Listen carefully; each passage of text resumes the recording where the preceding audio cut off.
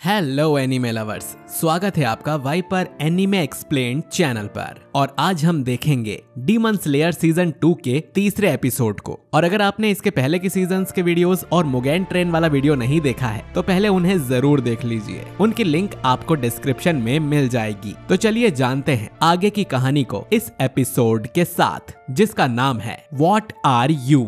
तो दोस्तों, अब तक हमने देखा था कि तांजीरो जेनित्सु और इनोसुके को लड़कियां बनाकर उजुई 3 अलग अलग प्रोस्टिट्यूट हाउस में भेज देता है, जहां उसकी 3 वाइफ्स रहती हैं। और तांजीरो को पता चलता है कि एक वाइफ सुमा हाउस से भाग चुकी है। वहीं इनोसुके वाले हाउस में उजुई की दूसरी वाइफ माकियो को एक डीमन ने बांधा हुआ था। इनोसुके भी माकियो के कमरे तक जाने के लिए निकल जाता है। वहीं जेनित्सु अपने हाउस में घूम रहा होता है और सोचता है कि वो तो भूल ही चुका है कि वो यहाँ क्यों आया है। उसे उजुई की तीसरी वाइफ हिनात्सुरु को ढूंढना है, पर यहाँ पर कुछ ठीक से चल ही नहीं रहा है। हाउस की ओनर भी 2 दिन पहले ही मर गई है, जिसके कारण यहाँ बहुत शांति है। तभी उसके तेज कानों में एक छोटी बच्ची के रोने की आवाज आती है। यहाँ इनोसुके माकियो के रूम तक पहुंच जाता है, पर डीमन को उसके पैरों की आवाज आ जाती है। माकियो सोचती है कि उसे उजुई को देर होने से पहले ही इस बारे में खबर कर देनी पड़ेगी, पर इतने में डीमन उसे अपने रिबन से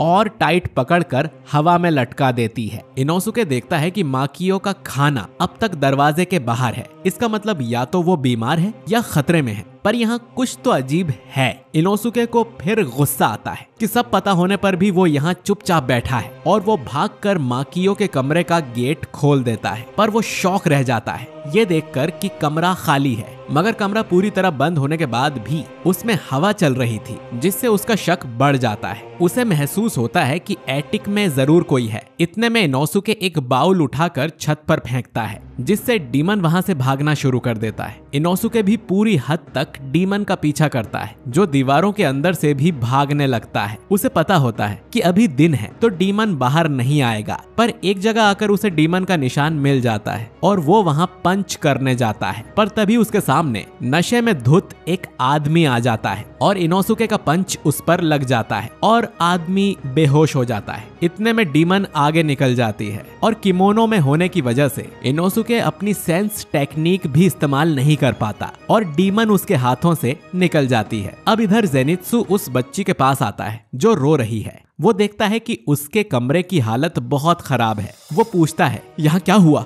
और ये सब किसने किया। वो फिर बच्ची को चुप कराने लग जाता है। इतने में उसे अपने पीछे से आवाज आती है, तुम यहाँ क्या कर रहे हो। आवाज सुनते ही जेनित्सु बहुत ज्यादा घबरा जाता है। उसका गला सूख गया था और उसके तेजी से पसीने छूट रहे थे। उसके हाथ भी कांपने लगते हैं और वो सोचता है कि ये आवाज किसी इंसान की नहीं है, ये कोई डीमन है, और उसके आने के बारे में मुझे पता तक नहीं चला।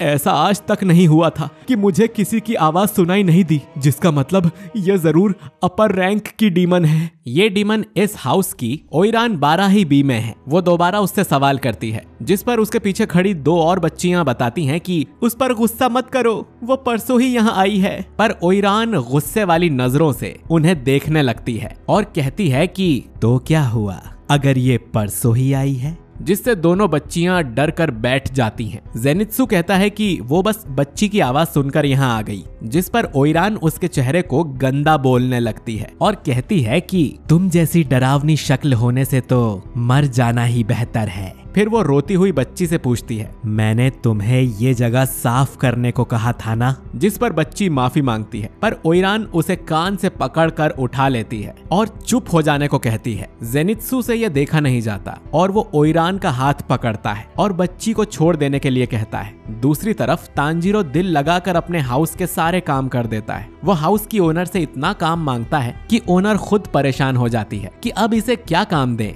दूसरी तरफ इनोसुके के हाउस की ओनर दीवार के गड्ढे को देख रही होती है, जिसे इनोसुके के पंच ने बनाया है। ओनर गुस्से से इनोसुके के रूम तक पहुंच जाती है ताकि वो उसे कुछ मैनर्स सिखा सके। पर जैसे ही वो इनोसुके के रूम का दरवाजा खोलती है, वो देखती है कि इनोसुके ने अपने सिर के ऊपर पैर हवा में लटका रखे हैं। ओनर शॉक हो जाती है और पूछती है कि ये क्या है। वहीं इनोसुके सोचता है कि प्योर कंसंट्रेशन के बाद भी वो डीमन का पता नहीं लगा पा रहा है, और वो बेहद अजीब सी स्टाइल में घूमकर खड़ा हो जाता है। ओइरान यहाँ जेनित्सु से पूछती है कि तुमने अभी मुझसे क्या कहा। जिस पर जेनित्सु दोबारा उसे बच्ची को छोड़ देने को कहता है। ओइरान को इससे गुस्सा आ जाता है और वो जेनित्सु का हाथ हटाकर उसके मुंह पर जोरदार मुक्का मार देती है, जिससे वो दूर जाकर गिरता है। अब कुछ दिन पहले का सीन दिखाया जाता है जिसमें उसकी हाउस की ओनर ओइरान से बात कर रही होती है। मैडम बताती हैं कि तुम्हारे आने के बाद डर के मारे कई लड़कियों ने आशिनुके कर लिया है, कईयों ने तो खुद की जान भी ले ली, पर अब बस बहुत हो गया है। ओइरान जवाब देती है कि उस पर यह इल्जाम लगाना गलत बात है और इसमें उसकी कोई गलती नहीं है कि लोग उसे सामने से आकर परेशान करते हैं, पर मैडम कुछ नहीं सुनती। ओइरान उनसे कहती है कि याद करो कौन आपको इस हाउस में सबसे ज्यादा पैसे दिला रहा है। ओइरान की आंखें देखकर मैडम को डर लगता है और वो बताती है कि इनके बारे में बचपन में उसे एक लेडी ने कहानी सुनाई थी। उसने बताया था कि एक ओइरान है जिसे उस लेडी ने बचपन में देखा था। वो बहुत ही खूबसूरत और जवान थी जिसे सब चाहते थे, और जब वो लेडी बूढ़ी हो गई तब भी वो ओइरान बिल्कुल भी नहीं बदली। ऐसी ओइरान के नाम के आखिर में हिमे लगा होता है और जब भी उन्हें कोई परेशान करता है तो वो ऐसे ही तिरछी नजरों से गुस्से में देखा करती है, जैसे कि 12 बी में अभी कर रही है। मैडम अपने हाथों में एक चाकू लिए हुए थी और वो ओइरान से पूछती है कि आखिर वो है क्या, वो इंसान भी है या नहीं। इतने में कमरे की बत्तियां बुझ जाती हैं और 12 बी में अपने असली डीमन रूप में आकर मैडम को भी अपने रिबन से पकड़ लेती है। वो कहती है कि जब मैडम को ये पता चल गया था तो उसे चुप रहना चाहिए था, इसी तरह से सब जिंदा रहते हैं, पर अब उसे मरना पड़ेगा। वो बताती है कि वो एक अपर रैंक 6 किजुकी डाकी है और उसे मैडम के जैसे बूढ़े, बदसूरत या गंदे लोगों को खाना पसंद नहीं है, और वो मैडम को बालकनी से बाहर फेंक देती है, जिससे मैडम की मौत हो जाती है। डाकी अब अपने कमरे में आती है और देखती है कि वहाँ मुजान बैठा है, जिसे देखकर डाकी उसके सामने सिर झुका लेती है। मुजान कहता है कि डाकी ने काफी लोगों को खा लिया है और बहुत स्ट्रॉन्ग भी बन गई है, तो उसे खुश होना चाहिए, पर जब सब कुछ अपने हिसाब से चलने लगे तो समझ जाना चाहिए कि कुछ गड़बड़ होने वाली है, तो डाकी को संभल कर रहना चाहिए। फिर मुजान डाकी को प्यार से आवाज लगाता है और उसके पास आकर कहता है कि तुम्हें पता है ना डाकी, मुझे सबसे ज्यादा तुमसे ही उम्मीदें हैं और अब से तुम और ज्यादा ताकतवर बनोगी और हाशिरा से तुम्हें बचकर रहना चाहिए। हाशिराज अपनी शक्ति से एक नजर में हम डीमंस को पहचान लेते हैं, लेकिन हम डीमंस ये पता नहीं कर सकते कि कौन मामूली इंसान है और कौन हाशिरा।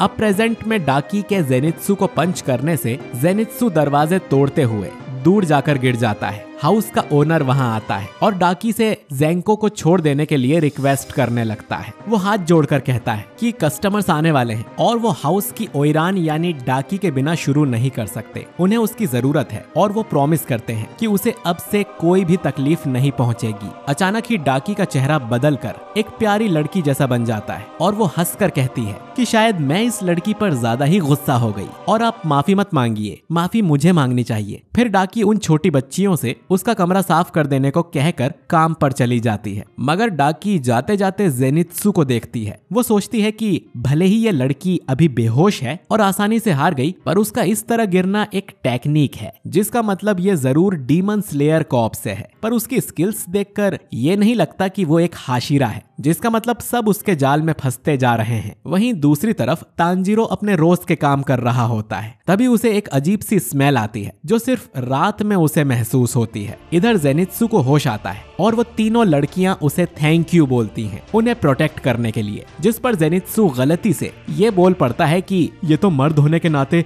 मेरा फर्ज था। फिर वो बात पलट देता है। जेनित्सु को आराम करने का बोल तीनों लड़कियां वहां से चली जाती हैं और उनके जाते ही वो डीमन जेनित्सु को भी अपने रिबन्स में पकड़ लेती है और ये एपिसोड यहीं पर खत्म हो जाता है। तो दोस्तों, एक डीमन के बारे में तो हमें पता चल गया है, लेकिन क्या बाकी हाउसेस में भी डीमन छुपे हैं और जेनित्सु का डाकी अब क्या करेगी, ये सब हम जानेंगे अगले एपिसोड में। तो उसके लिए हमारे चैनल वाइपर एनीमे एक्सप्लेन्ड को अगर आपने सब्सक्राइब नहीं किया है तो सब्सक्राइब करके बेल आइकन जरूर दबाइए और वीडियो पसंद आया है तो इसे लाइक करिए, कमेंट करके बताइए कि आपको ये एपिसोड कैसा लगा। मैं मिलता हूँ आपसे बहुत ही जल्द एक नए एपिसोड के साथ।